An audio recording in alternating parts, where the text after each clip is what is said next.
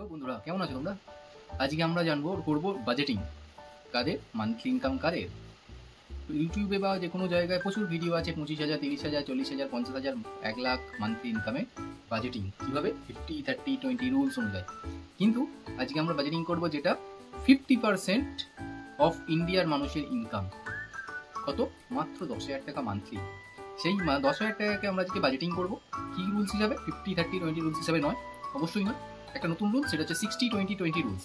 কারণ এটা অ্যামাউন্টটা খুবই শর্টেজ। এই অ্যামাউন্টের মধ্যে একটা পরিবার চালানোর জন্য ওই 50, 30, 20 রুলস মেনে চলা সম্ভব নয়। সেই জন্য 60, 20, 20 এটাও খুব কঠিন, কিন্তু এটা করাটা উচিত। বা 70, 20, 10 অথবা 70, 10, 20 এই হিসাবেও করা যেতে পারে। তো যেটা সুবিধা হবে সেই অনুযায়ী করবে, কারণ সবার সমানভাবে চলে না সব কিছু। তাই মান্থলি ইনকাম যখনই 10,000 টাকা হবে, তখন আমরা যদি 60, 20, 20 রুলস হিসাবে করি, তাহলে 10,000 টাকার মধ্যে 6,000 টাকা যাবে আমাদের নিডস, অর্থাৎ প্রয়োজনীয়, গ্রোসারি হতে পারে, বাড়ি ভাড়া হতে পারে, বা ইলেকট্রিক বিল, কনজিউমার বিল, এভরিথিং। আর বাকি 20% কোথায় যাবে? মানে 20% এখানে হচ্ছে 2,000 টাকা। সেটা যাবে আমাদের ইচ্ছা, শখ পূরণ। কোনো মোবাইল কেনা হতে পারে, সেগুলোর ক্ষেত্রে সেটার জন্য আস্তে আস্তে জমিয়ে একটা মোবাইলের দাম যা হবে, সেটা যদি 1 বছর পর হয় 1 বছর পরই হবে, 2 বছর পর হয় 2 বছর পরই হবে। হঠাৎ করে কেনা সেটা উচিত নয় কারোরই। যে কোনো জিনিসই নিজের সামর্থ্যের বাইরে।